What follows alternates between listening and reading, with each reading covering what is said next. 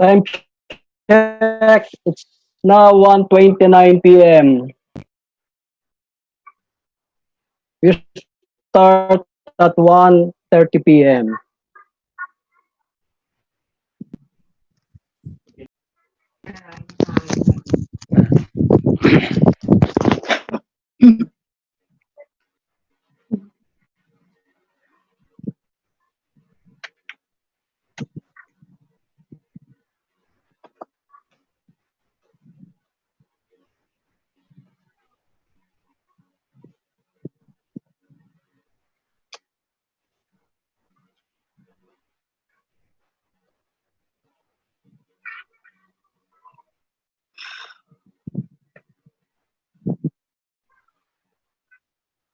We shall now start the session.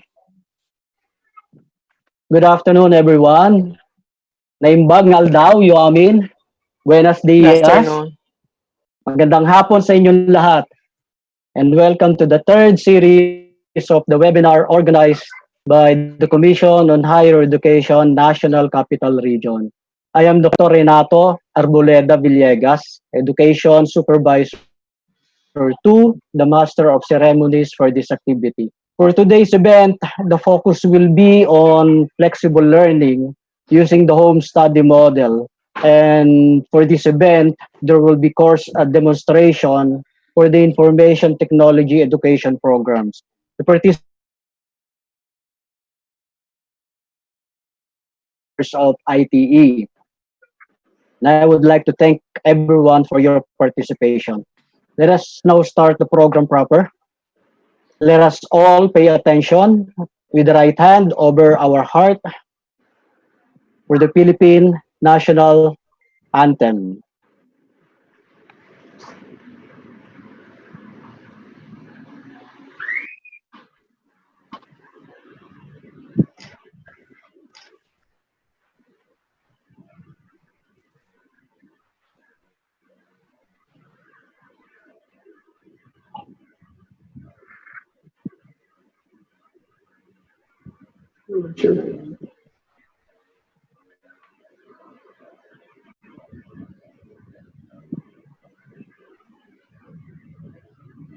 We will proceed with the opening prayer and invocation. May I now call on Dr. Jesse Abril, specialist for the invocation. Loving Heavenly Father, we came to you this hour, asking for your blessing and help.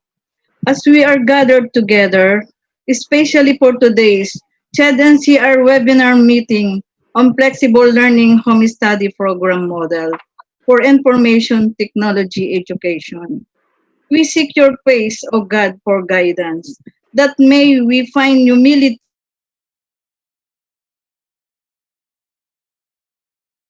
navigating the pandemic. Fill our hearts with the spirit of joy and enthusiasm as we conduct our work.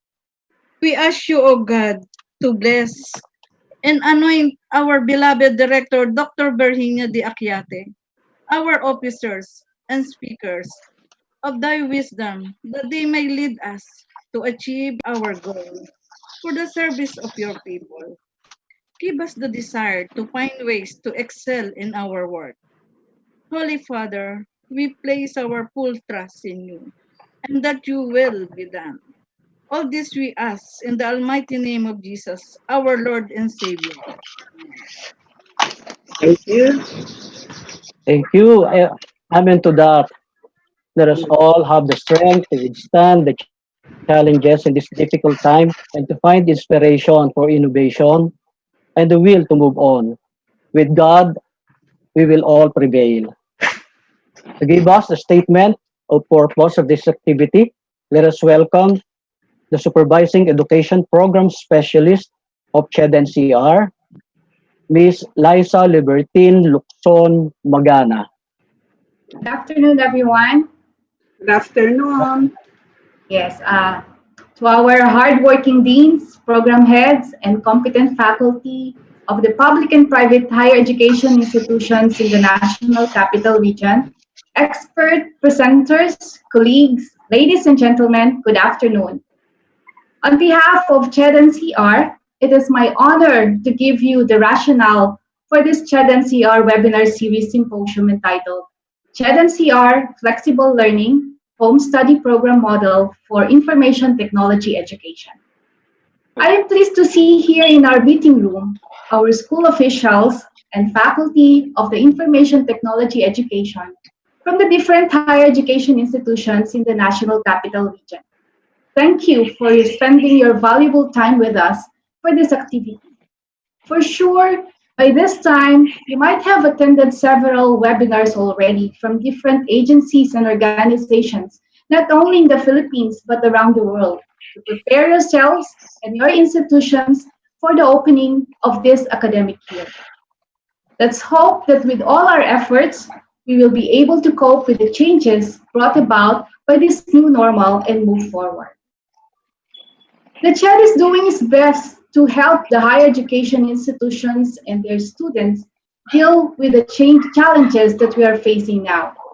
For your information, CHED has already conducted and hosted several webinars, forums, and lectures on various topics since the beginning of this ECQ, from flexible learning's framework and application to development of learning management systems and open educational resources or OERs.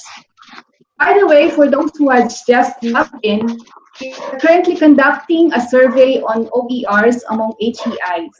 We need to know who among our HEIs in NCR have these resources and are willing to share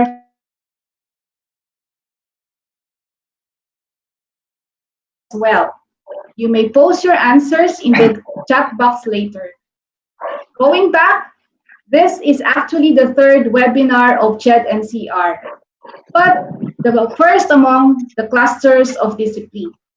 We intended to conduct webinars for each clusters on strategies, methodologies, and best practices offered by the different institutions, together with the new policies and guidelines of CHED on flexible learning once the new CMO is issued. Our first webinar was held for the professional HEI, organizations of HEIs, with the focus on their response to the present crisis, while the second webinar was a panel discussion focusing on how our higher education institutions in the region are moving forward in preparing for this coming academic year 2020-2021. Because of the restrictions in the conduct of traditional, residential, or face-to-face mode of delivery of instructions, HEIs are faced with more challenges and adversities. There is no one-size-fits-all solution in this case.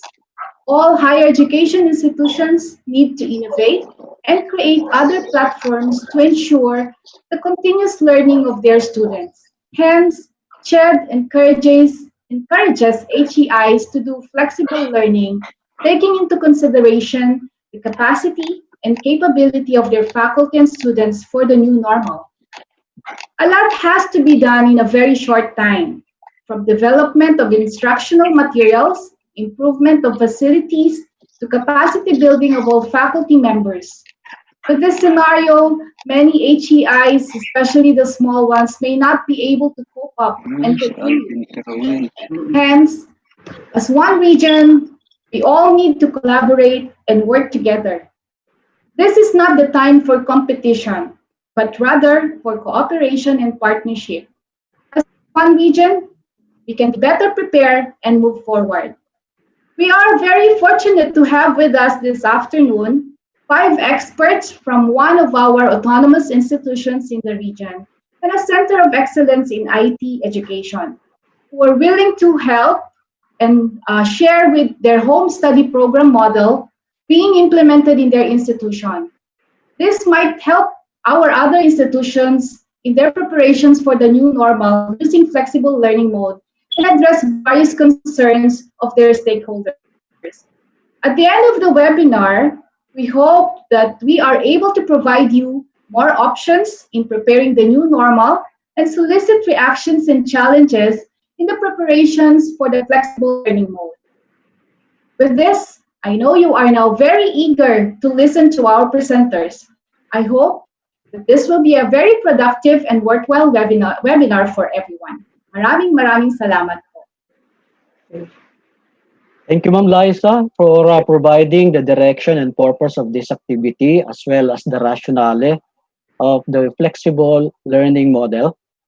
For the next, let me call on the prime mover and inspiration behind this activity, a motherly figure that encourages us all to do our best for our clientele. The kind, considerate, but tough director of CHED NCR, Dr. Virginia D. Aquiate. Thank you, Dr. Rene Villegas, for that brief introduction. And thank you for being the first to open this home study demonstration platform. Thank you also for Ma'am Liza, which has also presented to us, no, the rationale, and indeed, it's so comprehensive, and we now understand why we are here. Okay, so my one of the autonomous schools, Asia Pacific College, as headed by its very dynamic President, Maria Teresita Pastor Medado.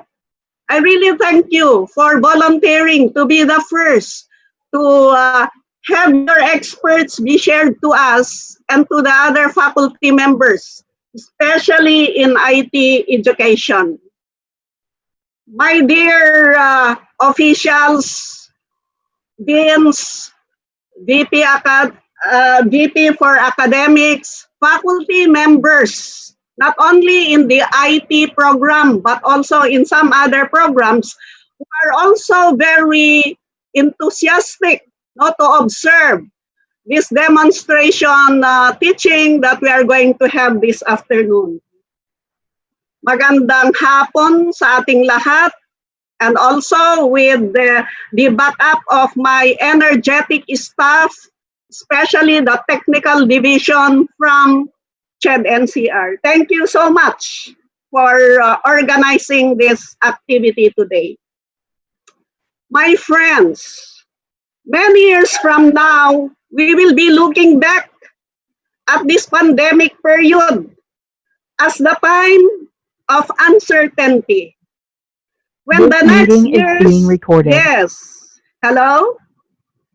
Can I be heard? Can you hear me? Yes, ma'am. Yes. Yes, ma'am. Yes.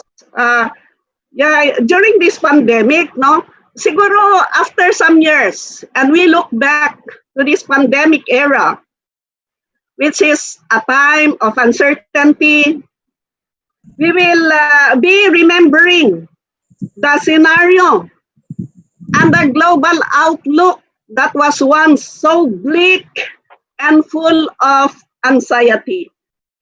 Right now, parents and their children, teachers and their students, workers and their employers, citizens and the leaders of these citizens, emerging and first world countries are struggling to find solutions and invoking prayers, or in Tagalog, pananampalataya, for help to ease their burdens. And as we all unceasingly battle for this unpredictable COVID-19 virus, we really have to be adapted to the new normal, or what the Undersecretary of NEDA once called in a meeting as the better normal. And we all have the same questions now that no one has the answer. When will this pandemic end? What will happen to me? What will happen to my family? When will the vaccine be discovered? Will there be treatment soon? Well, my friends, we have to grapple with a new normal. That is why we are preparing even our very educational environment to cope up with this new normal. Many or most of the higher education institutions now are getting ready, as was mentioned by Ma'am Liza, in using the flexible learning platforms, or they are establishing their learning management systems as a platform for delivering integrated education. As it was initially envisioned as a supplement to learning, the platform is fully integrated to deliver course content modules, lectures, quizzes, and video presentations. We hope to see this in these demonstrations today. Okay, so we would like to see also how attendance are being recorded, how quizzes are being checked, even if we are in a distance, no? How, how answers are being analyzed, and how these instructional deliveries could be done. How would individual students check in and log on, as well as how faculty members would deliver their activities with the particular subjects that they are teaching. The faculty members in this new normal will be exerting much effort and commitment to ensure that the students' learning experiences will be very productive and engaging. We have to remember that as teachers, we should be constantly thinking of innovative ways to enrich and improve the modules or whatever platforms we are using.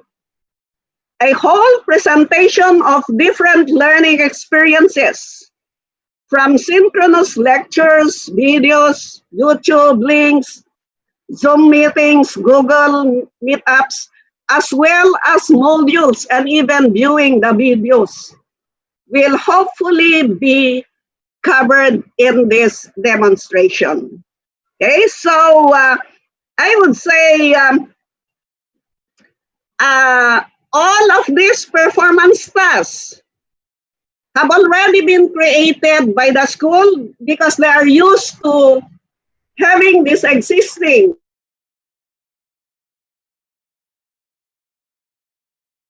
learning concepts and outcomes for the students, no? To become successful will surely be achieved. So we are looking at them as a model, and we are looking at them, I mean the school of the Asia Pacific College, as one who has not just used this during this pandemic, but they were already used to this practice. Thus, they will share us on how they were able to do this for all these years. Faculty members must be extra conscientious and considerate in the delivery of the learning materials. At the same time, higher education institutions should now ramp up their online learning resources database, as was mentioned, and as we have been announcing beforehand. These open education resources will soon be collected now from the different higher education institutions who have already have this, so that it will be put to a unit in the Commission on Higher Education, where we call it as a repository of all the OERS materials, so that the have-nots, no, the smaller HEIs who are not ready to deliver this or to have this for their students can also borrow or can also get from our repository. Thank you. And with all of this, let us live with a spirit of small brother, big brother relationship. so that we can survive. Salamat at magandang hapon sa ating lahat. I wish you all good luck, be safe, be healthy for the sake of our students and for the sake of our families. Salamat po sa inyong lahat. Thank you and God bless. Thank you, Director Akyate, for that wonderful and inspiring message. So before going to the main program,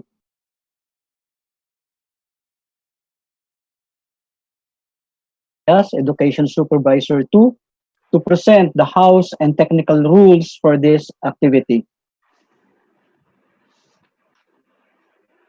Good afternoon, everyone.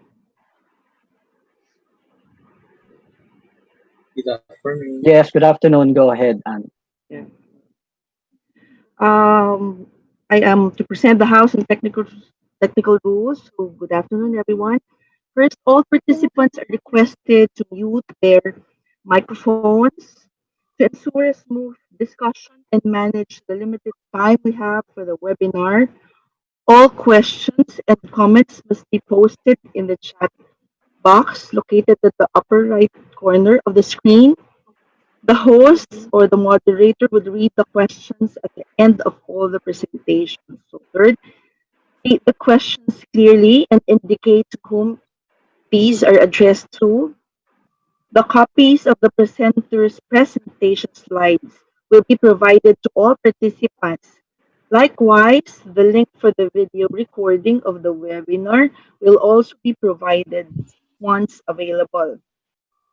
So fifth, fill out the online evaluation form. The QR code will be displayed at the end of the webinar within 2 hours after the end of the webinar to receive the e-certificate of attendance within 48 hours. So there are additional reminders for presenters.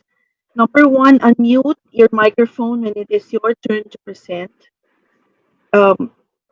Number two, please switch off or put on silent mode your mobile phone, email notifications, and other computer alerts or electronic devices that may be heard when your microphone is unmuted. Third, you're given 10 minutes to make your presentation or conduct your demonstration. So for all the information of all the attendees, screenshots during the webinar will be captured and posted online for the purpose of circulating the webinar. CHED NCR Flexible Learning Home Study Program Model for Information Technology Education occurred. In addition, the video recording of the webinar will be distributed to all participants. This serves as the privacy notice in compliance with the Data Privacy Act of 2012. So these are our house rules and regulations. Thank you for your cooperation and have an enjoyable afternoon. Thank you so much. Thank you. Thank you, Dr. Ann. We are all learning and adjusting in a way with the present mode of our activity, that is the use of Zoom platform for the presentation and for our discussion. And now let us proceed to the main part of the program. So to give us a backgrounder of the course packs and to introduce the speakers that will demonstrate to us the course packs, let us welcome Ms. Rhea Luz Balbuena, the Executive Director of the School of Computing and Information Technologies of the Asia Pacific College, one of the autonomous school in NCR, also a Center of Excellence in Information Technology Education. Ma'am Luz, Ma'am Rhea. Hi, good afternoon, everyone. As introduced by Dr. Rene, I am Ria Valbuena, and I will just be sharing my screen. Okay. So for this afternoon, I will be introducing our distinguished faculty members who will be talking about 4 interesting topics that might help you in conducting your classes. The first speaker will talk about the Agile Teaching for programming courses.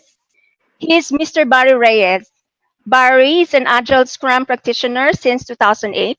He has worked for various multinational companies taking up roles in test automation, business process automation or RPA, consultancy, project management, and software development. Our second speaker will talk about how to harness the power of technology for research and applied projects. She is Ms. Roselle Gardon. Roselle is the CS Program Director in Asia Pacific College. She is a Microsoft Education educator since 2014, sharing with her co-teachers her learnings on using technology to maximize productivity in teaching related tasks. Our third speaker will talk about teaching and learning networking. Dean Pineda, and he is the cybersecurity head of a digital transformation company that provides security architecture and design for various clients. He also worked at one of the biggest Philippine conglomerates as cybersecurity manager and had technical stints in multinational companies as a security analyst. Some of his notable security certifications include CISSP, GWAP, GMOB, and CEH. Our fourth speaker is I will talk about Internet of Things, one of the specialized courses of APC. He is Mr. Jose Flavio Castillo. Jojo, who is fondly called, is APC's Technical Services Executive Director. He heads the IT Resources Office for more than 20 years. His expertise includes networking systems and systems resource management and teaches computer architecture, operating systems, programmable embedded systems, and of course, Internet of Things. Now, let me now give you the first speaker, Mr. Barry Reyes.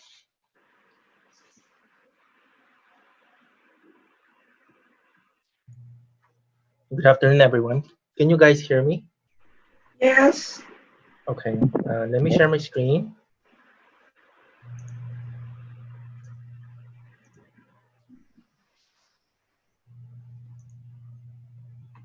Let me know if you could see my PowerPoint presentation. Okay.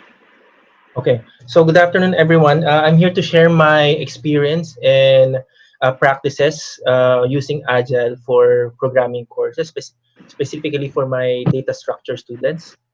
So this is just my profile. Um, I'm glad that Miss Ria already introduced my background. So basically, my what I learned from the industry is you could actually apply agile methodology in teaching. Hence, I actually applied that while teaching data structures. I noticed that it's an effective way, especially for this situation wherein everybody's doing remote learning. So the main goal is to develop a culture, which all of us in education would like to have, or our goal for our students is to do self-learning, self-organize, be self-organized, build trust among um, uh, um, students and teachers alike, and definitely we want them to be lifelong learners. In APC, we share that values to our students and to our to the whole institution. So, Scrum framework, if you guys are not familiar with it, this is how the development works. We do product sprint, and then the main thing here is in the middle, and that is what I implemented for my team, or for my class. um, and then for every what do you call this, every topic that we let's say discuss, that goes to that is being used, um, we actually we do retrospective, and everybody reflects on what they've learned. So just to share how I implemented it, and I'm pretty sure you guys, most of you guys are familiar with it. So I did develop a roadmap, online and offline materials using for the CoursePack, and this is one thing that I specifically customized, wherein I um, look for co-mentors, which are the students in the classroom. They are identified as, let's say, top of the class, and are they could easily get the concept and then I split them to smaller teams, and then we do the Scrum process wherein we split into groups. We meet weekly. Each of them will actually present to their group, um, and challenge the group, and then all of them will actually solve the problem, analyze the problem together. So after a week, we do meet again and evaluate what happened, and then we go on to the next topic, and then do the same process again. Okay, so I'll just go through with this. So I develop a course roadmap. I use a syllabus for that. It's very familiar to you guys. You could use a Gantt chart. And then this is where a lot of preparation comes in, wherein we did a lot of we create source contents from Google, from online, from the books and everything, just to build our course pack. We customize it because we want to make sure that everybody gets they could easily digest the information. So that includes the developing of exercises, assignments, and we're using, since in APC, we're a technology school, we have access to MS Teams, and we promote use of online resources, open source materials. So, like I mentioned a while ago, I formulated the team, I divide them, and then split the class. Right now, the maximum number we have per group is 3. So it's very manageable for the co-mentors. I call them co-mentors because they are helping me with implementation of this methodology. Of course, before they did that, I actually asked them if they are okay with it, and they said yes. So every week we do weekly sprints. We agree on a weekly meeting. Groups, actually, for the students, the problem right now is that everyone could go online at the same time. So what we did was, each of the co-members, they asked their team what is the specific, what time or what day they would actually meet. They have to agree on it, and then when they do their meetings, they do recordings as well.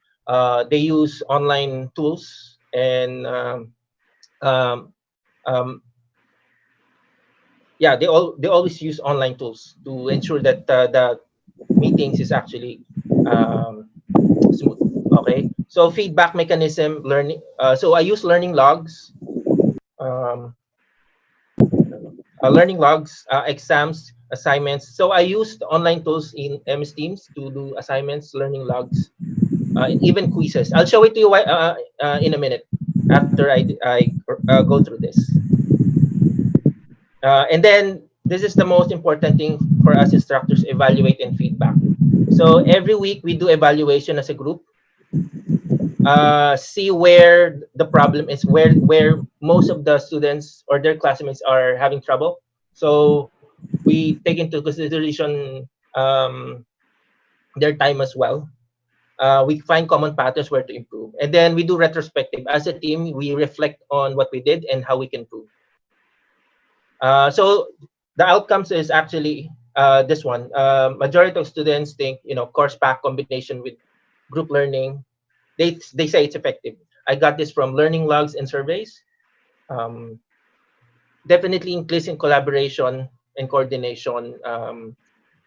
So they respect, acknowledge the commenters' time, and then this is important. They're self-aware and motivated to improve continuously.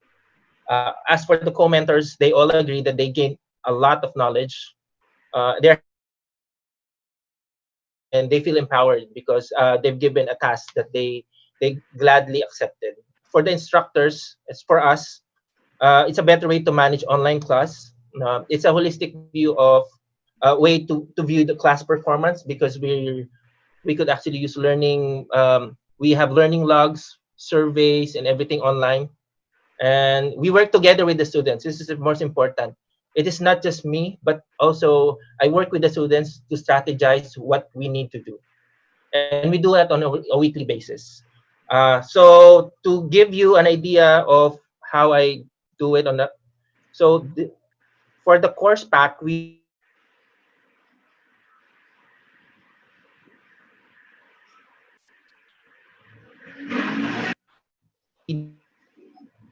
do have I'm gonna show you MS Teams. So this is our course pack for printouts, and we also send them this one, and then we have exercises as well, which could be printed for them to answer, and then they send it via email.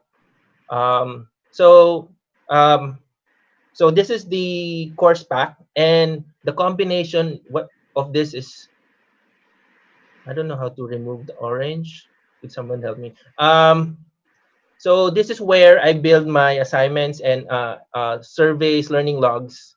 Um, and then for every, I would know who already submitted because 25 out of 29. These are what I processed already. And this is how it looks like when I graded it. Um, so each of those activity, I could provide points based from their performance. Um, to answer who actually goes online, who accesses this one, we have an insight here. We know if this particular guy checks or goes online and checks this one. Okay.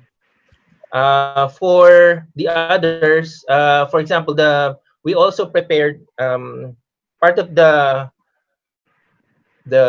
course pack is to prepare online contents where we use Wakelet, and this is my course, and I actually structured it in such a way that there's every chapter. Every chapter points to a particular topic. Okay, so this is how a topic looks like. They have instructional videos here. It's good to know that there are a lot of good online videos. You don't have to repeat it. Just uh, try to go through with an experience if it is actually simpler. So I added it to my course pack. I even tried going through the to the different URLs. I actually watched the videos just to make sure it is actually a good content. And then for the exercises, we use HackerRank, lead code. You don't have to, if you want to customize your free, there are ready-made coding challenges, and they could use that as an online editor. So in this case, I pointed them to the array code challenges, link list, and I also created a problem, customized coding problem. So uh, for the group, this is I created a the commenter for the commenters. We created a small group. We call it Programmist Guild group, but they're actually my commenters. And what we did is we discuss things. We do meetings here. If they have questions, they actually post it, and then on a week, at least once a week, we meet, discuss about what happened, and then we have uh, these students are really creative. They created tracker. They have logs of every activities they have.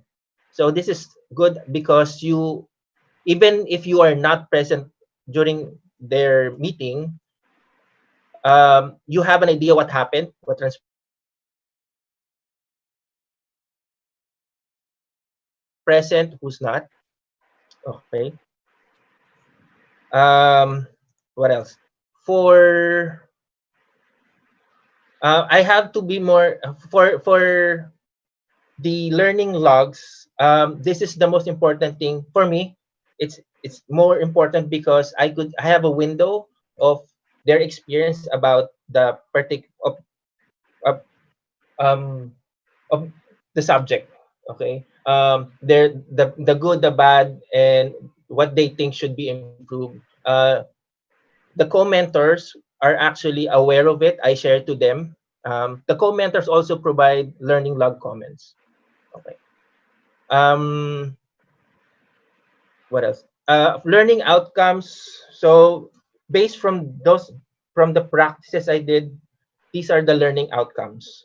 And then where I got that result is I actually source it um, from so I created forms and surveys, and I could easily read their responses. For example, I asked them if group learning helped. As you can see, everybody agreed. So that's a good indication that I'll move forward with my strategy. If not, I'll look for another strategy. So what's working in this setup? They said I do share, provide screens during our sessions. It was a big help. So as you can see, there's a lot of positive results, positive comment, and then we also ask them where to improve, and that's the value of practicing agile. We always ask them where we need to improve next, and then ask for their learning logs. There, I ask them to be more open, and this is where I could actually assess how they are and how well they're doing in the subject. Okay, so I think that's it for my presentation. Um, if you have any question, feel free to send me an email or contact me regarding the agile process. So that's the end of my presentation. Uh, the next presenter is actually Miss Gardon, who's actually also my a co-instructor for data structures. Okay, so I'll unshare my screen.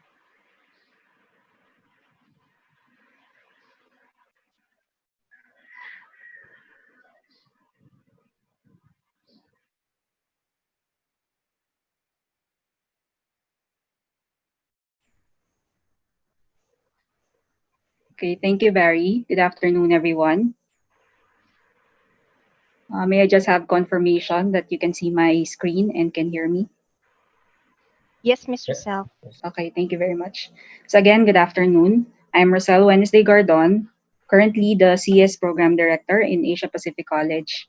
I'm also a Microsoft Education Ambassador, whose task is to share learnings to other teachers on how to take advantage of technology to increase teacher productivity and to help check the students' mastery of content, right, given certain constraints.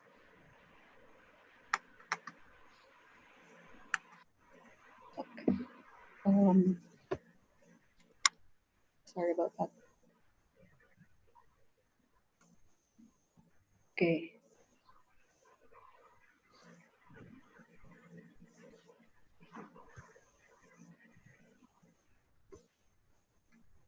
All right. So in this talk, I would like to share with you how I structured my course pack to help the students to still be able to achieve the learning outcomes of the course in a timely manner.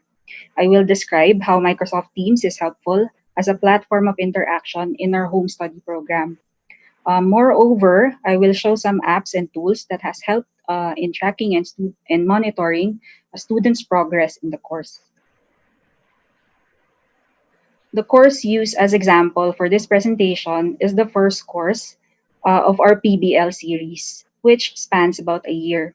So this means that the second year students who usually take this course have a year to finish the project that they start here. This is the first time that we apply the agile methodology in the development of their project. So we still have several things to improve on for the next run of this course. The learning outputs are the following: a project based on client need. So, in other words, all projects here have a client. Most of the projects we have this term are in house projects, projects for the improvement of APC processes. It includes project documentation, so mainly focused on understanding the problem domain, feasibility, plan towards completion, and at least a sketch of the proposal, and the project presentation video. This is the theme that I created for my PBL class. So when you create a class theme, there is a default channel called the general channel and the default tabs. Since the learning outputs have to be completed by group, channels were created as a platform for members of the group to interact with each other. In each channel, members can do activities such as submit or update files, have conversation about the files, among others. The content of each channel is accessible by each group, so everyone can see the progress of everyone and follow best practices recognized by the instructor. This is the sneak peek of a group channel. Notice that it also has some default tabs and additional tabs based on need like GitHub and Microsoft Planner. Going back to the general tab, one of the default tabs is the class notebook. I use the class notebook to easily distribute the PBL course pack to my students. So let's take a look inside. This is the teacher view of the class notebook. I added the course pack as a section group within the content library space of the class notebook. This section group was distributed to the students, so each has his or her own copy to edit and update. There are three sections in the course pack. The first section is the welcome section. It contains the cover page where the student's declaration of conduct is included. It also contains some details about the course and instructions on how to use the course pack. The grading system page is also included to guide the students on what they have to fulfill to get the highest possible grade. The second section is the done section, which consists of the learning resources for lessons already discussed before the ECQ. The third section is the home study section, which consists of all the learning tasks that the students are required to complete to achieve the prescribed learning outcomes. Each main page lists the learning outcomes for each topic. The main page are dates. The main page titles, rather, are dates. So these are guide deadlines for them, so they'll know if they're behind or ahead of schedule. The sub pages consist of the learning resources by topic and the corresponding deliverables. This is a sample content for a learning resources page. There is a checklist of what they need to view and read in a certain order. The students are asked to tick the checkbox corresponding to the task once they are done with that task, just like a to-do list. So to create a checklist, just click on this button and write the specific task. This is a sample deliverables page of one student. So notice that the student has already ticked the boxes since that student has complied with the requirements. The checklist is how I'll know what parts of the learning resources and which deliverables have been completed by the students. So that's it for one of my classes course packs. Next, I'll be describing some of the other tools I use in implementing our home study program. Two other default tabs in class team are the assignment and the grades tab. So let's look at the assignment tab first. I'll be using a demo team to create an assignment. So when you click on the assignments tab for the first time, you'll see the screen. And then click on Get Started.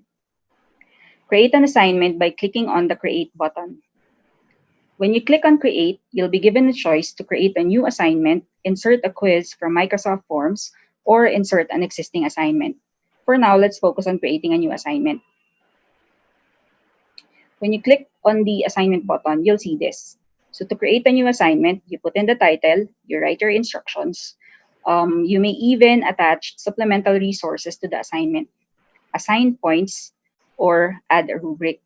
So when you do add a rubric, you don't need to put the points anymore. So when the add rubric link is clicked, you'll see this. When you add a rubric, you have the option to create a rubric, choose an existing rubric, or upload a rubric. The existing rubrics are rubrics created through MS Teams 2. So when you choose to upload a rubric, this rubric have to have been created in MS Teams and downloaded as a CSV file also from MS Teams. So I'll show you a sample rubric. I'll choose a rubric from the list. So pick an existing rubric. This is what the rubrics in MS Teams look like. So you may edit existing content, add more criteria, and adjust points. You can evenly distribute the points if you choose to. Once you've added the rubric, you continue editing the assignment. So you can assign it to one class or to multiple classes. Just click on the encircled button there. You may set the deadline.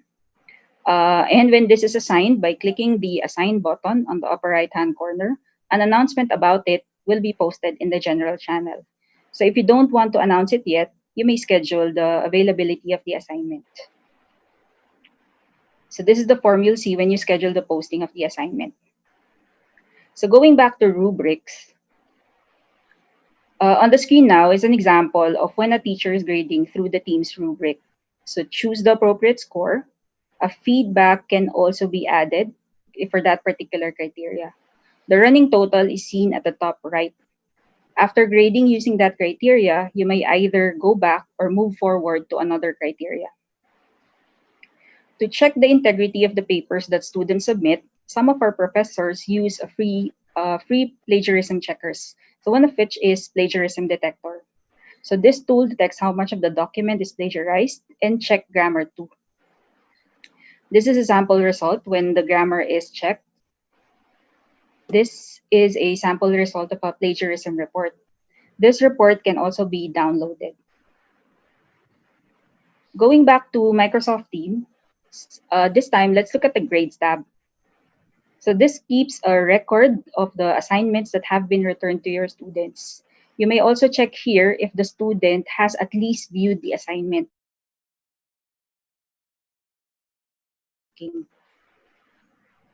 Three more tools that I would like to include in this talk that I found helpful in getting results from students are the following: Wakelet, Flipgrid, and Insights. So let's talk about Wakelet first. So Wakelet is a tool for curating references and research materials. So it's not a default tab in Teams, but can be easily added as a tab. So just click on the plus button and then search for Wakelet. When this is added as a tab, so a link to your collection must be pasted. So note that you should have your own Wakelet collection already prior to adding it to Teams. This is one of my collections in Wakelet. So about the content, since it was the first time that course packs will be distributed to the students for home study, I collected as much resources as I can to understand what it should contain. And for easy referencing, I use Wakelet. My students have also used this to create their research references, which help them set up the review of related literature better. So moreover, Wakelet can be accessed through their mobile device, so they can access it using their devices anytime as long as they have internet connection. This is an example of a set of references on SCRUM created for one of our PBL classes. So just a quick video on how to add resources to a collection in Wakelet. So notice that you just have to copy and paste the link and the resource is already saved. So the function is similar to bookmarks on browsers, but I think because of its interface primarily, students will be more organized in collecting their resources for their projects and research. Okay, so my subject, the PBL subject, would require students to explain their work as in a project presentation. But some students have internet connection constraints, so doing a live presentation might be difficult. So to somehow resolve this, I use Flipgrid, which they can use through a mobile app.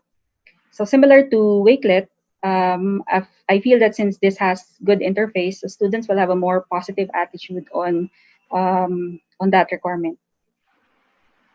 So similar to Wakelet, Flipgrid tab is not default tab, so just add it, search for it, and when you add it, please note that before you add the app, you have to sign up with Flipgrid using your Microsoft 365 credentials. So when the Flipgrid for your class has been added, you'll see something like this. MinSdev is the course code for our PBL class. These are some of the responses from the students. So they can do selfie videos or they can create a video using another tool and upload their response. The last tool that I'll talk about is Insights. So similar to Flipgrid and Wakelet, the Insights tab is not a default tab in Teams. So to add it, again, just click on the plus sign and then search for Insights. Insights measures student usage of the platform. So how many times they've logged in, how much interaction they do through Teams, and so on. This is a sample insight from my class. This measured the activity for the past 7 days. Notice the dots at the intersection of the name of the student and the date. So that indicates they've logged in on those dates. If it is blank, then that means they did not access the platform on that day. Now, if you click on one of those dots, you'll see the activities that the students did for that time period, whether the student viewed the file, submitted requirements, or posted something on the channel. You can also check how many students, how many and which students have been inactive for a specific time period. For this example, I check how many were active on June 1, and 14 out of 21 were not active. So probably because I took the screenshot early morning. You may call the attention of these inactive students, so you'll know if they are inactive if they have an exclamation mark before their name. You may also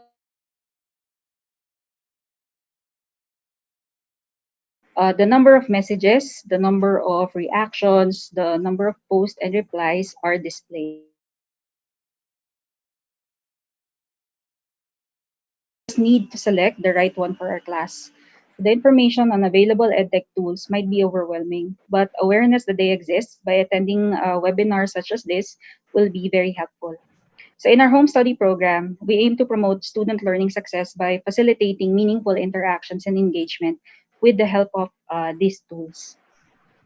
So that's the end of my presentation. Thank you for the opportunity to present to you. So I now pass on uh, the screen to Justin.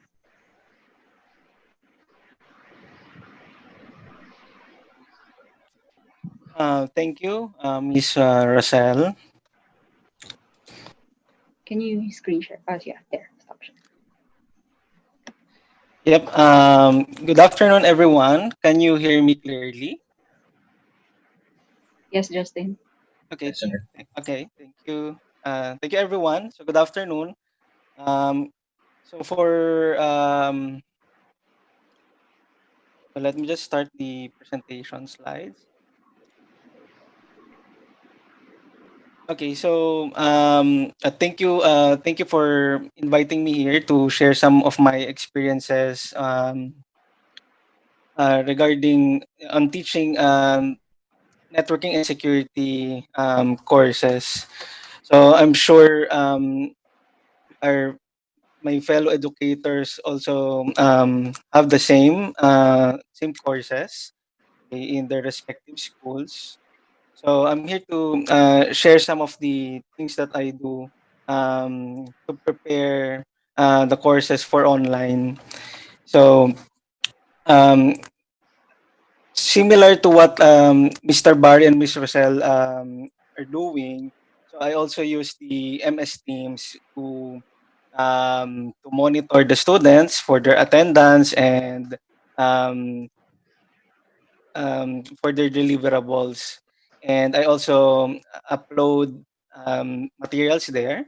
But the major challenge for technical subjects like networking and cybersecurity classes are the lab exercises because um, you have to set up your own environment to do that.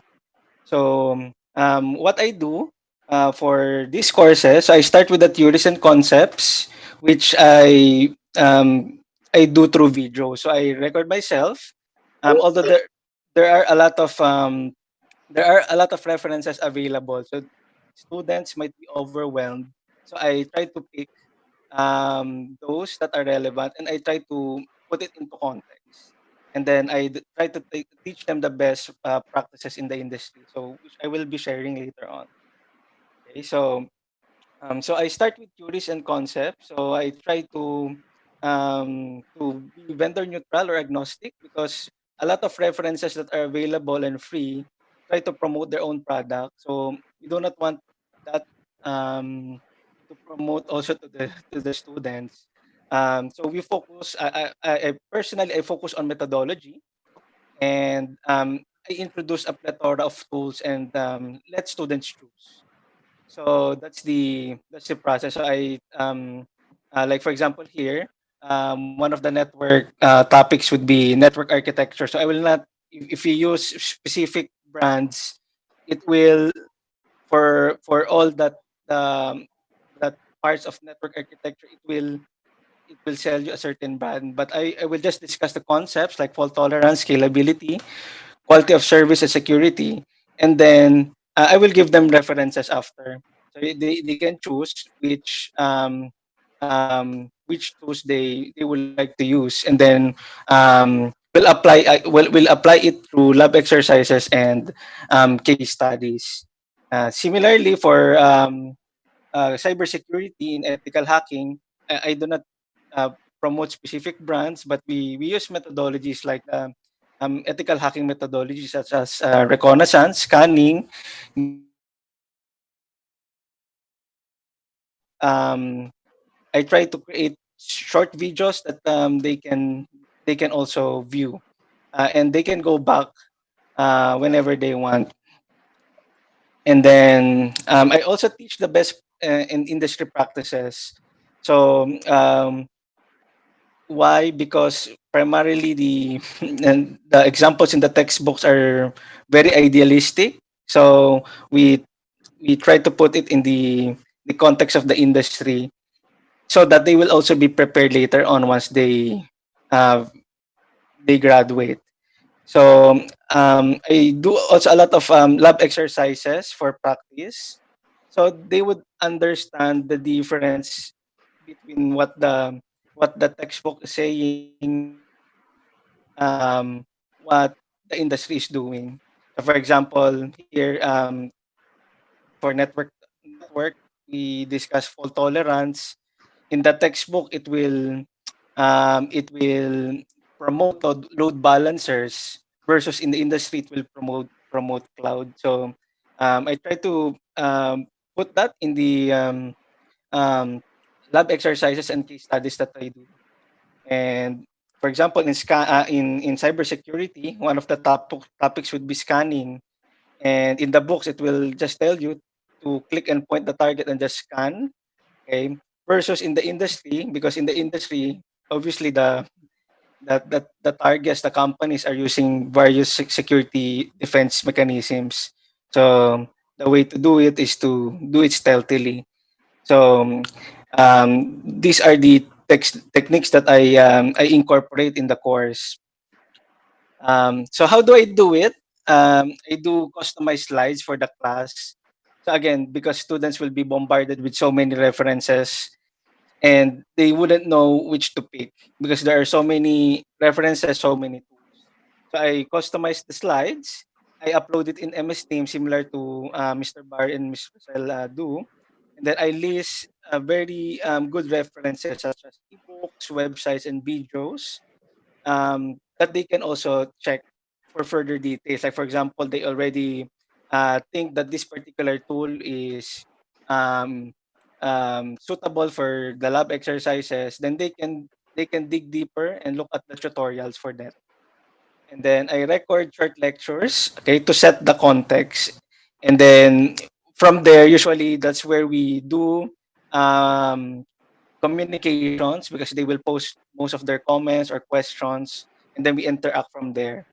And fourth, and the most important of all, is I create virtual machines that they can use to run the tools and exercises anytime and anywhere. So I think this is um, the differentiator of the technical classes, because you have to set up your environment, you have to set up all the tools, and then you need to prepare it in a virtual machine, and then share it with the students, so they can explore, they can learn, and then they can test it on their own free time. So here's an example of the virtual machine that I share to my class.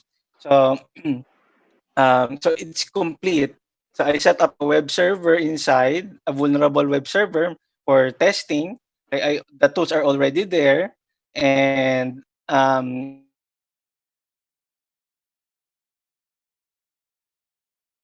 a variety of tools, and they will choose the ones that they want, following the methodologies that were discussed in the lecture part. And then some of the payloads are also there, and they can just modify it. So they can modify the scripts, run it to the virtual machine, to the web server, and then check for themselves. And then um, they can ask questions, and then they can see if the attacks are successful or not. Okay, and then you can do anything you want in the virtual machines. That's one reason why it's very um, good to use. And then you can infect it, you can corrupt the data, delete it after, and then just run a new instance. Just run a new instance again. So we have a lot of different virtual machines ready. One for attacks, one for defense, like um, setting up firewalls, intrusion detection systems, and so on. We also have a virtual machine for forensics. So that's how we do it. So they can do it offline, and then they can share the results later on. So I also teach them how to create reports similar to what we do in the industry, so that it's like they are creating reports and submitting it to managers, executives, and law enforcement agencies. So rubrics. So here are some of the rubrics that I use. Similar to Mr. Barry, I use learning lags. This is very, very helpful to determine the feedback of your students. So it will help students express themselves. If they cannot follow certain um, um, steps, or if they have complaints, or um, yeah, they can also share their experiences and provide feedback. So for the lab exercises, the second one, it teaches them how to build and use the tools. So these are all in the virtual machine, and yeah, so these are all in the virtual machine, and they can explore it um, together with the lab manual. And then third is the case analysis. So it's not only important that you know how to use the tools, but we also do case analysis wherein we study existing current events, like a recent hack, and we try to do a root cause analysis, and then we determine what tools could the hackers have been using to commit this type of crime, etc. And then, of course, we also have exams. So we try to validate theoretical and practical knowledge, and I try to align it with how certification exams work. So they will have a feel how the feeling of sitting in a certification exam. So here are some of the helpful references for teachers, both for networking and cybersecurity courses. So we have Cybrary, Peerless, Sun's Reading Room contains very good papers on cybersecurity and templates that you can use for your classes. And then I also use Cisco Networking Academy. They have a lot of courses there.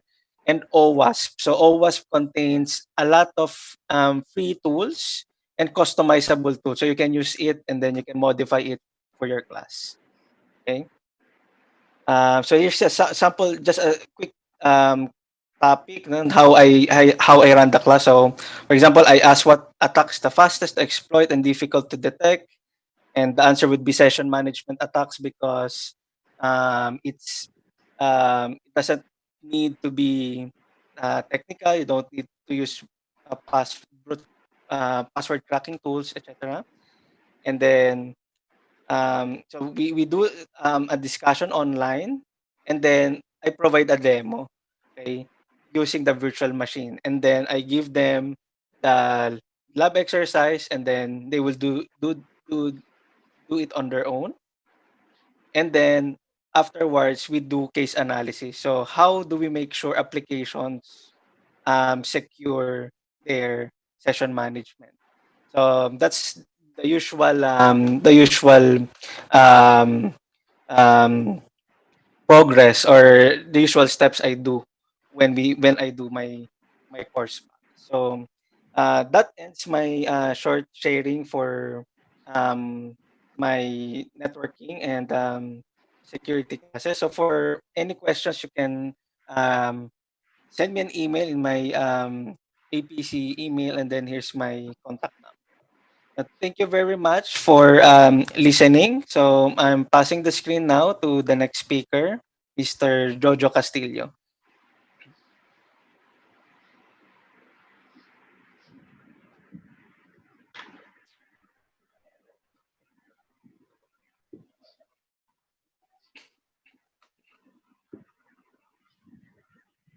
Good afternoon.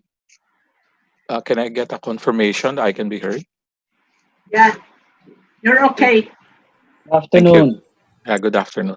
That's Uh, yeah, one of the subjects that's not so easy to teach virtually or over distance would be IoT subjects or things where we allow students to play with the real electronic equipment. I'm sure your schools would have Arduino products and sensors that students love to play around with.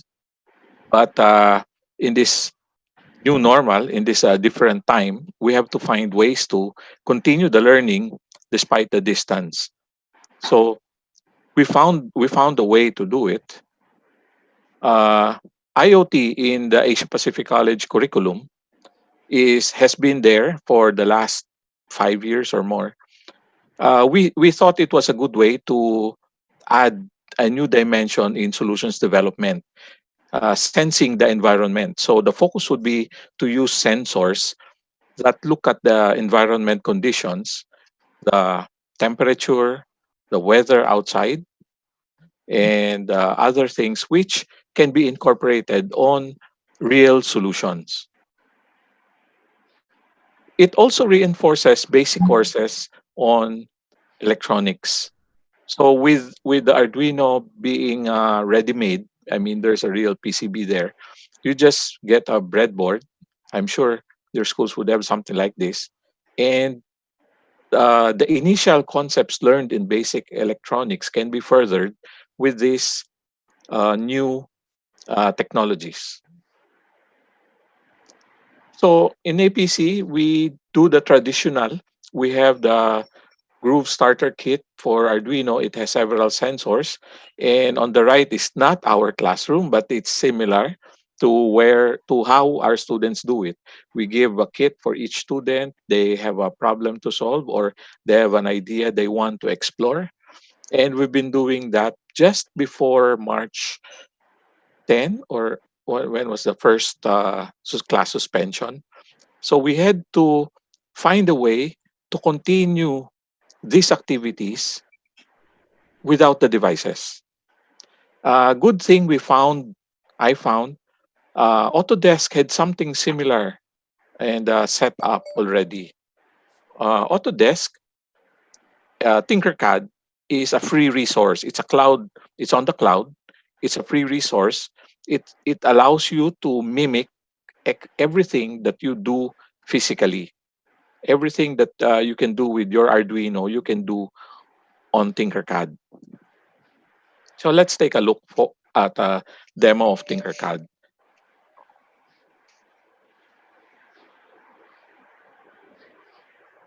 I set up a small project. We won't have time to do a whole project, but it's similar to Visio, where you drag a component and connect the dots.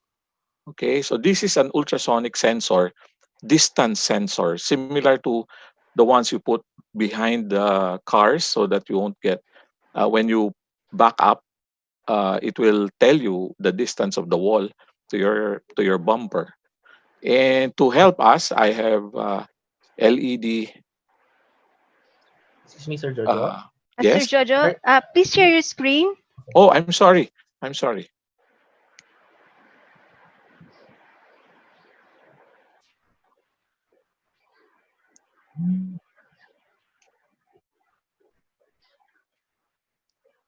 Okay. I have to unshare this first.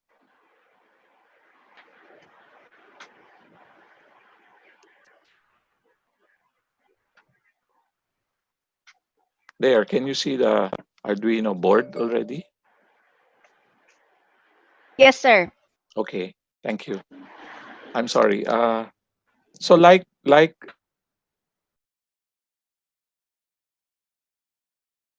components and connect them, they'll have natural placeholders there. And this one is an ultrasonic sensor where it detects distance, and we now have that. We I earlier I coded the thing on the right. It uses a Blockly style coding, and with that we can do the simulation. Uh, Let me tap on the sensor and make it work. So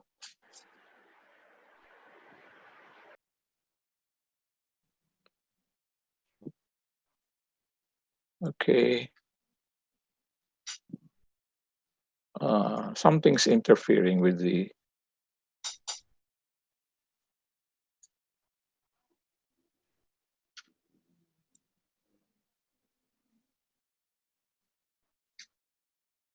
I don't think the demo will proceed well, but otherwise the LED should have lighted when I move a ball over here.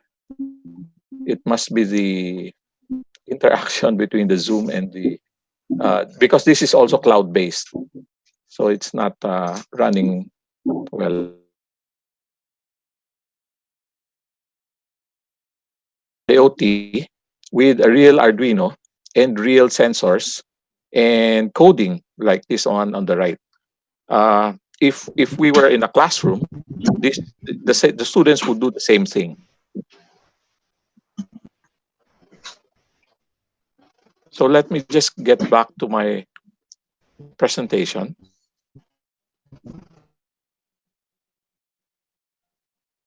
So Tinkercad, by the way, is a free resource.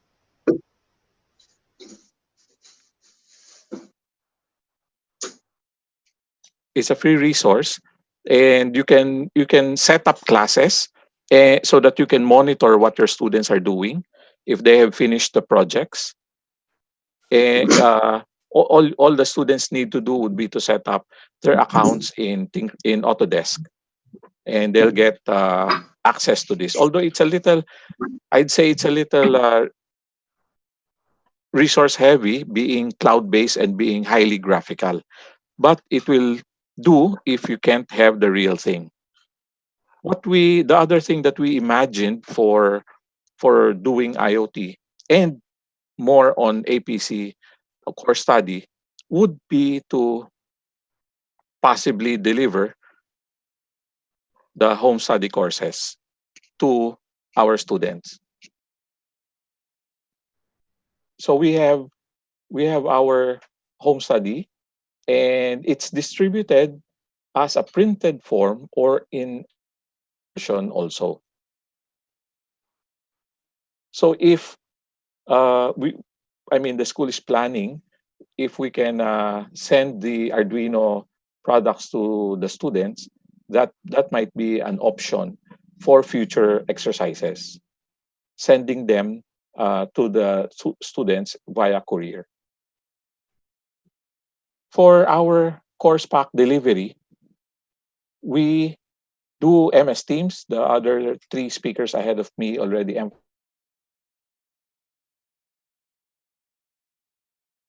course packs printed and delivered via courier, LBC, Grab, JNT, whatever was available and whoever could reach. Because of the ECQ, there was barriers to overcome.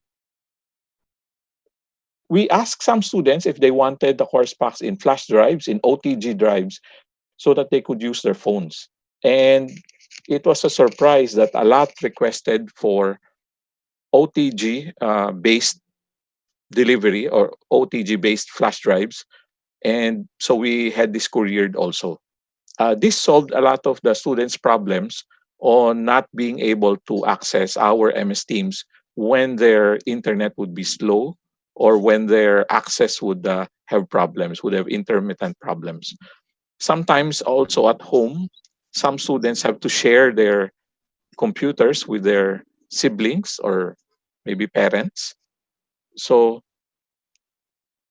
uh, all students would have their phones, would have phones. So they really requested for the course packs on OTG drives, because if you request it on OTG drives, you can play the videos on your phone. Something that would be difficult if you were having connection problems with MS Teams. Uh, that's the end of my presentation. If there are any questions, we can accept them later. I pass on the screen to Miss Tafino.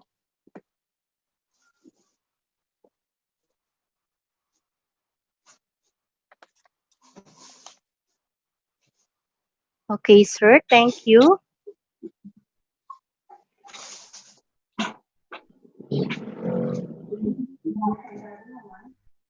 All right. So we have interesting discussion. Our presenters have shared helpful references and resources for us to start on our own learning packages. Now, our set of questions are as follows. The first one is from Sister Monica. How much is the package of these e-products that they are presenting? So I think anyone from our presenters may answer. Okay, let me answer that for Okay, it. thank you, Sir Yeah, Jojo.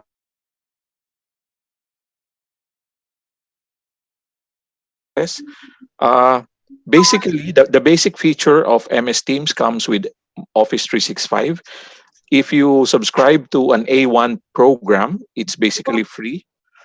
Of course, it's the content which matters. Okay. If you want more resource, you can pay for A3 plan, which you pay for one teacher and 40 students get free licenses.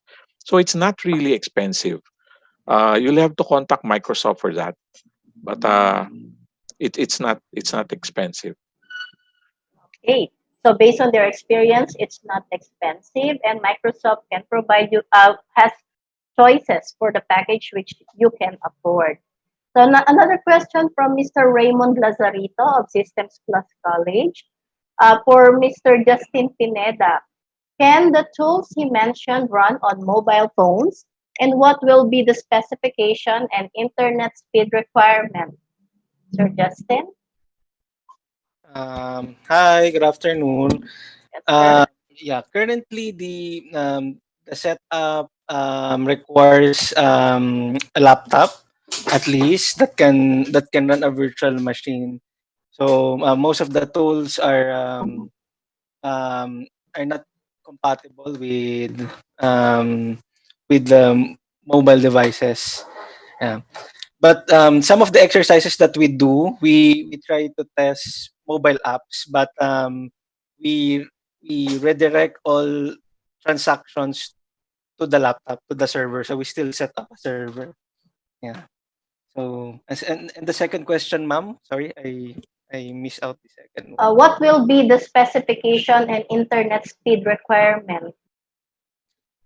Because so specifications, um I think the specs for the laptop should be at least i3 with 4 gig of RAM, and then probably 100 gig hard drive at the very least. But for the internet speed, because in the virtual machine, all the exercises can be done there, so you don't need to connect outside. Yeah. Okay. So 4 gig RAM and 100 gig hard drive may help you with this app. Okay, thank you, Sir Justin. Now, another question from Samson. If you are using Teams, does Microsoft charge extra for the audio conferencing license? What is the suggested bandwidth for a school to using MS365 features without problem? So, my Teams, can we charge extra for the Teams? No, ma'am. Yes, The sir. video Thank you, conf sir. the video conferencing feature of MS Teams is free. It comes with Teams itself. And for the bandwidth, uh, I guess it depends on how many will connect. And also the bandwidth will be dependent on the people's bandwidth connecting. If you're in school and you're just a couple of teachers, then 50 Mbps should be more than enough. Uh, MS Teams is optimized for low bandwidth. MS Teams, if you notice, only has 9 windows. Only the active Oh, speakers, yes, only the active speakers will be shown on the screen. So this means it's optimizing. There's AI behind it, looking who are speaking, and those who are not speaking can be, well, not be shown on screen to preserve bandwidth. no. So again, MS Teams is already optimized for low bandwidth, so it depends on how many will connect. All right. So far those are the questions. Any other questions po? Here's another one from Cyrus of UANP. I appreciate the sharing session from APC. The topics are typically solid practice on the supply side. How do you manage the demand side, the students? How do you ensure that the students have access to these resources? Some HEIs may not have the privilege of having students with financial possibilities. So probably we could address this one by one.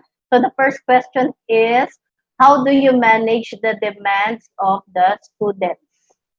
Sharing daw po from any of our speakers. How do we manage the demands of the students? How do we ensure that the students have access to these resources? Okay, let me answer for the group. Uh, Sir Ulit. Admittedly, we were all caught by surprise with the suspensions and the ECQs, but what made it more difficult is really the ECQ because the students could not go out to buy load or could not go to the mall to buy uh, Wi-Fi routers, which Globe and PLDT discounted already at 999.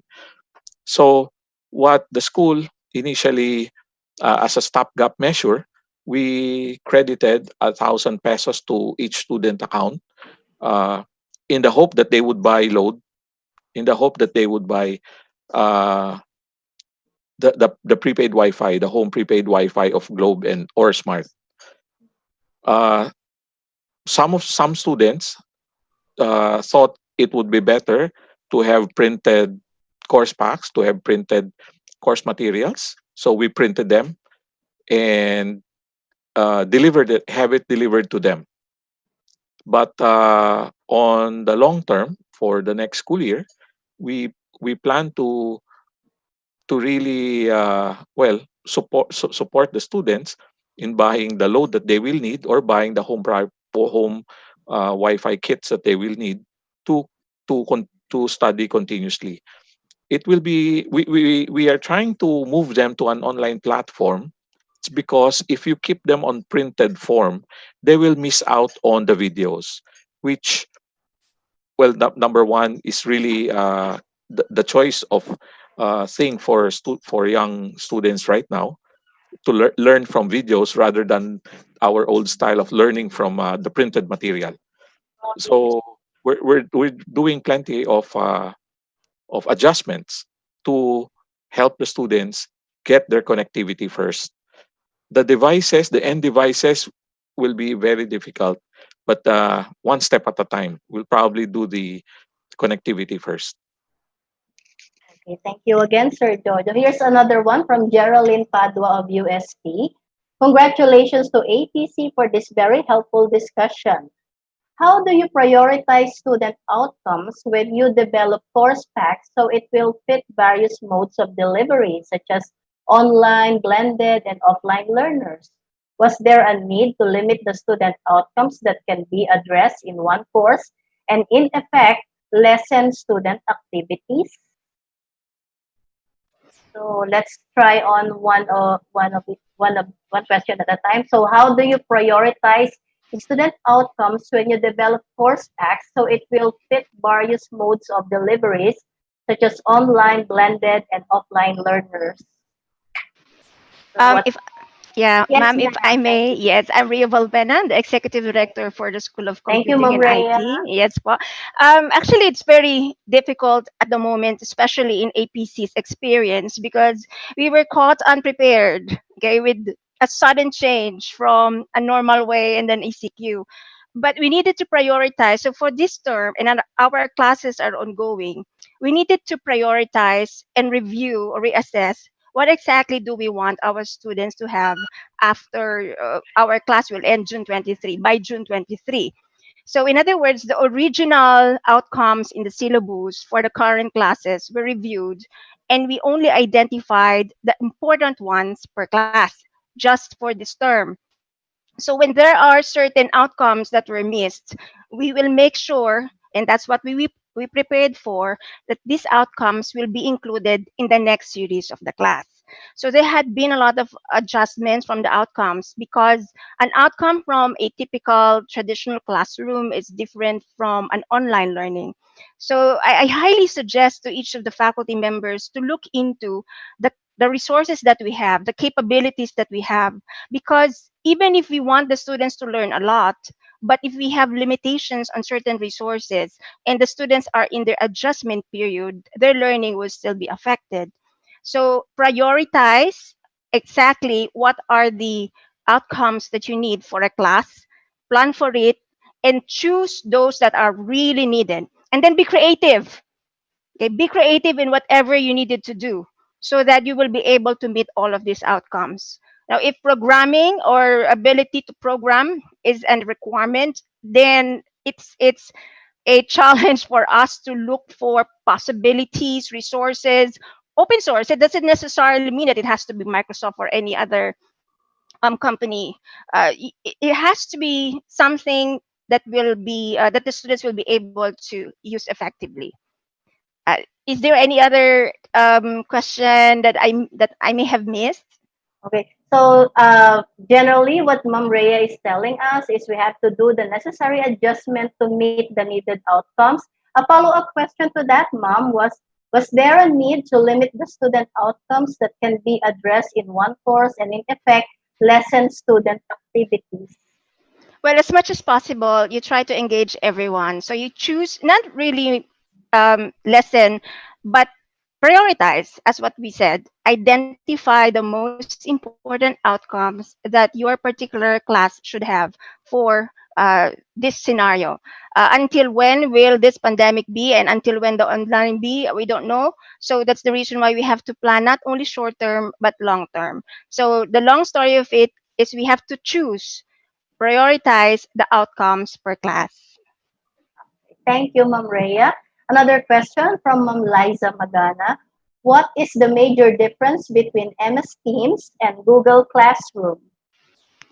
I can answer that as well, Yes. ma'am. Actually, Okay, thank you, these are ma'am. these are the same. Whether you use Google Classroom, Microsoft, Canvas, Blackboard, these are all of the same collaboration tool. You just have to be very familiar with each of these, and the features are the same. They have also a way for people to meet with each other. To conduct classes and hold on certain quizzes if possible, as long as you know the different features of each. So it would be better rather for the students to use only one.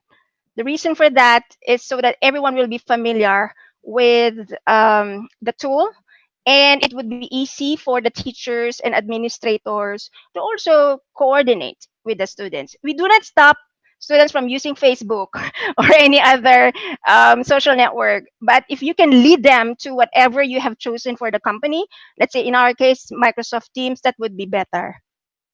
Okay, so it's on availability. Now, our final question is from Manuel Luis de los Santos of Pikes. How can we address the computer laboratory hands-on activities of our students through online learning? I think there are already suggestions before, but probably we can have some final statement on this, ma'am. Again, the question is, How can we address the computer laboratory hands-on activities of our students through online learning?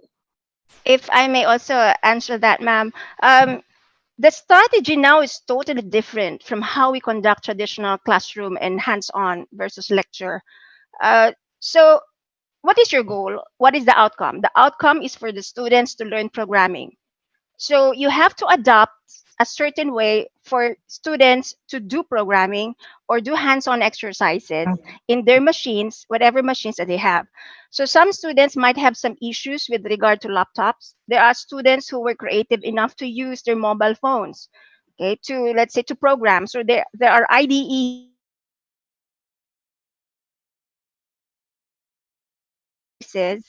wherein the students will be able to do these things by themselves, self-study, and then be open to consultations, because it's unlike in a classroom setup where you are there physically there in class and being able to go from one student to another. So this time, be able and be available for the students to get in touch with you whenever there are certain problems arising with their machine problems or exercises.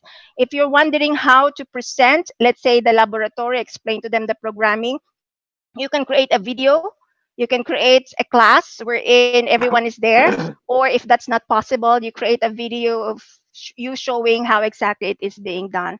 So a lot of creative ways depending on how what is comfortable between you and the students. So it's really the teacher's creativity. Yeah. So probably we could still accommodate one more question, and this is from Miss Plodena of Makati Science. Do we still need to allow the number of hours for lecture and laboratory hours since our approach of learning is online? Do we still need to follow number of hours for lecture and lab now that we are online? So For just for APC's example, because I cannot speak for Jed. For APC, we try to follow as much as possible the number of hours, but it will give you a secret from our own experience. The students are doing exercises more than the allowable exercise or the allowable time. We can see that in our insights, which is the module that was shared by one of our speakers. And then, because they have their own time and because it's self-paced, technically the students are able to do a lot of hands-on compared before. okay, ma'am, since that's on the perspective of the APC's practice, probably we may refer the question as well to our director, Dr. Akyate. Is Ma'am Akyate still there? Yeah, I'm Yes, here. one of our HEI is asking if we still need to follow the number of hours for lecture and laboratory hours since our approach of learning is online. Yeah. Actually, the normal or what is needed is for them to at least complete 54 hours per subject.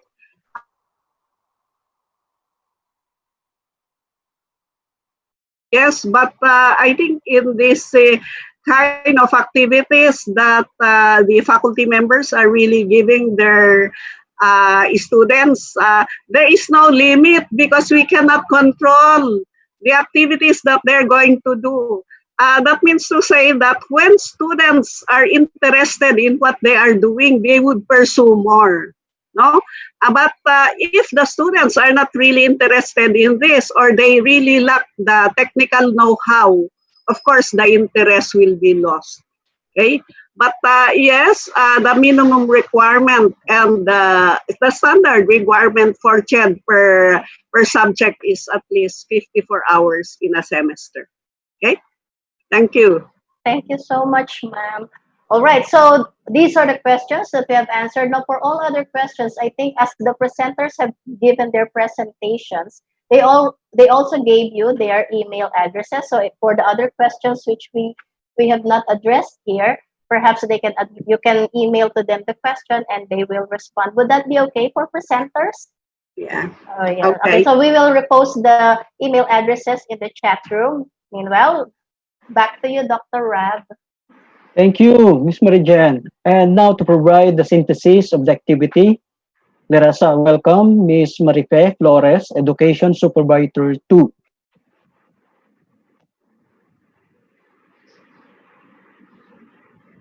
Marife? Yes. Yes, ma'am. Can I be heard? Yes, Yes, yes. yes, Yes. loud and clear. Okay, ma'am. Kasi umuulan po dito sa amin. Anyway. Pero nasa beach ka kasi. Anyway, ma'am. So I will present now the synthesis of this webinar. So we started with first, of course, the invocation by Dr. Jessie Abril, and then the rationale of the webinar was discussed by Ma'am Liza Libertine Magana, wherein she emphasized the need for the HEIs to help each other in response to the new normal, and the OER surveys being conducted by CHED. These OERs are needed and will be put in a uh, Repository. repository as discussed by our director. Yes. Ms. Magana likewise stated that CHED NCR will continue to have webinars per cluster, as we have already done two webinars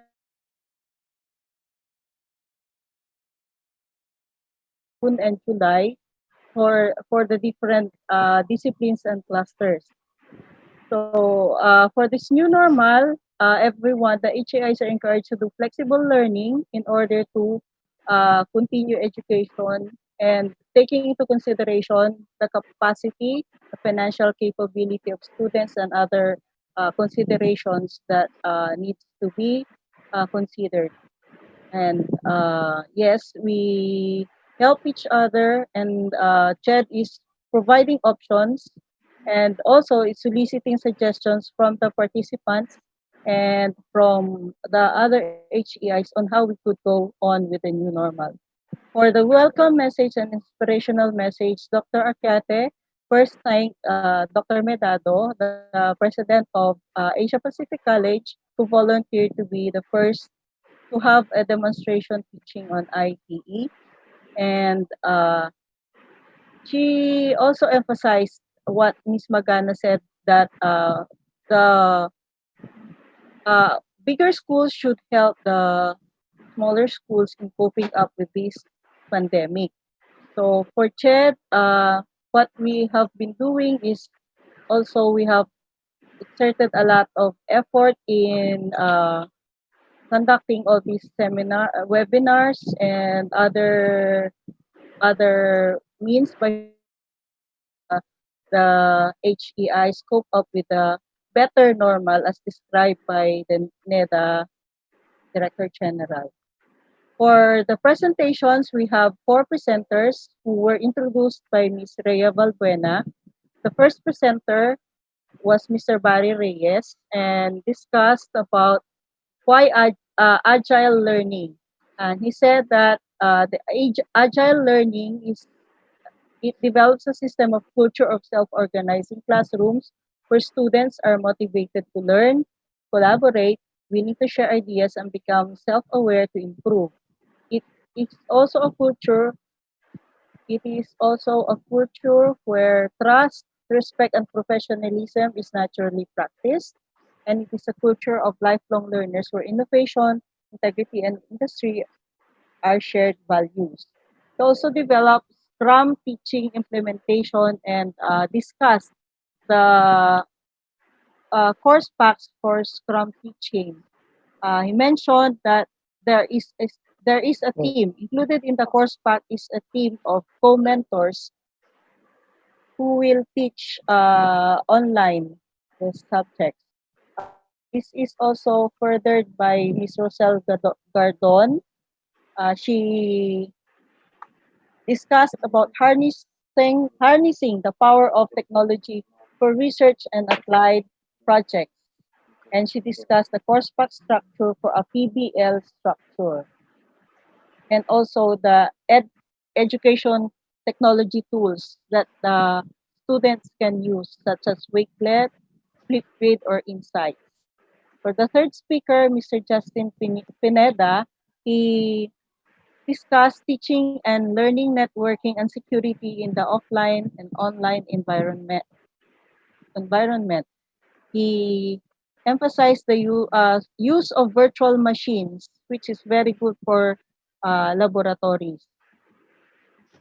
He used also rubrics in the virtual, which is also in the virtual machines. The rubrics include learning logs, lab exercises, case analysis, and exam. The learning logs help students to express themselves and share experience and provide feedback.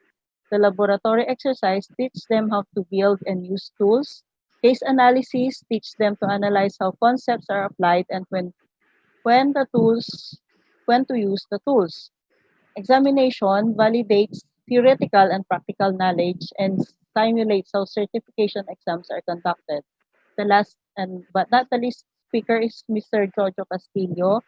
He discussed about teaching IoT via APC home study programs and the demo of Arduino simulation in Tinkercad, which he said is a free resource. The CoursePack delivery includes online self-paced method with MS Teams, delivery of printed source packs via courier, and delivery of course packs via flash drive through courier. Thank you and good afternoon. Thank you, Ma'am Marife, for the synthesis and for providing us the highlights of this activity. And now to deliver the closing remarks and perhaps the direction on where we go from here. Let us welcome Dr. Dennis Rebueno, the Chief Education Program Specialist, CHED NCR. Hi everyone. Thank you so much for the participation of everyone to this wonderful activity, the third of a series of our webinars for CHED NCR. Ladies and gentlemen, we are indeed living in an uncertain world. Uncertain but a challenging word for all of us in the academe.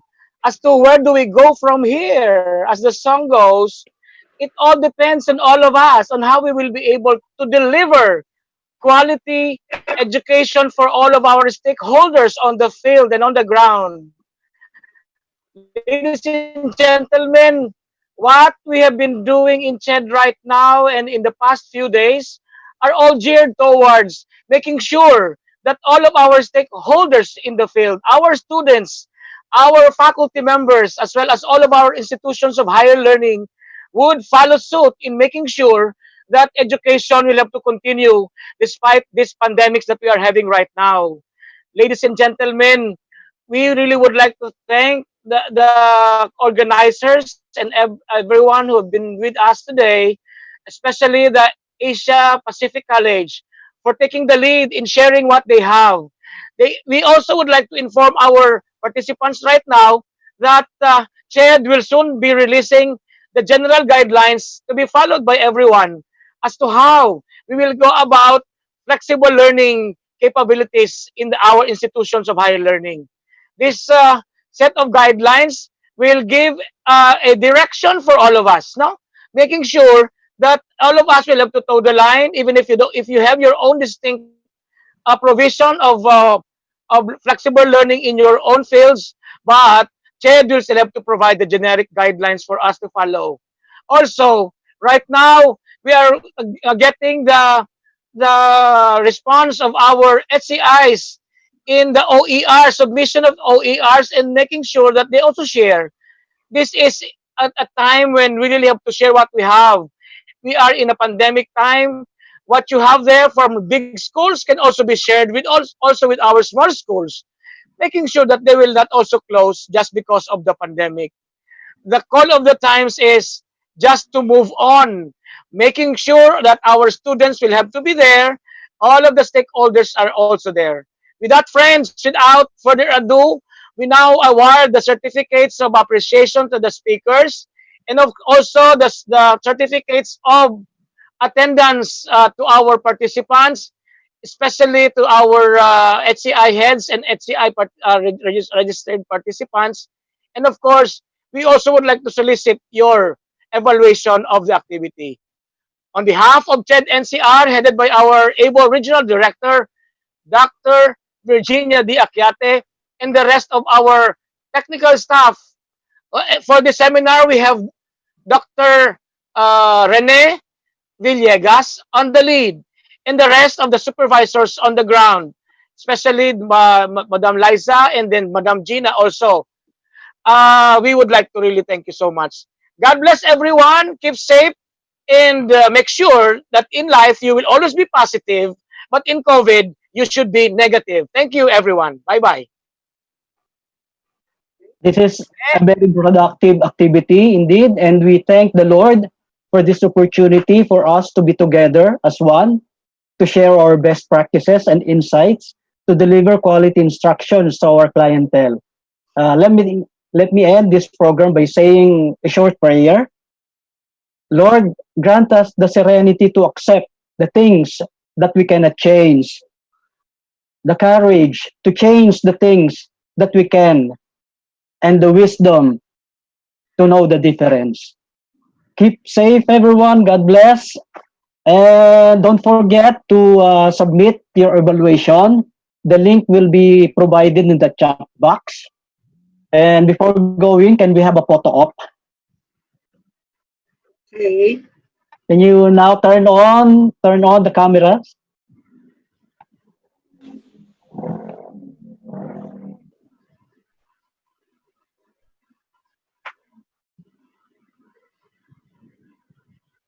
Miss Marijen, please do the honors.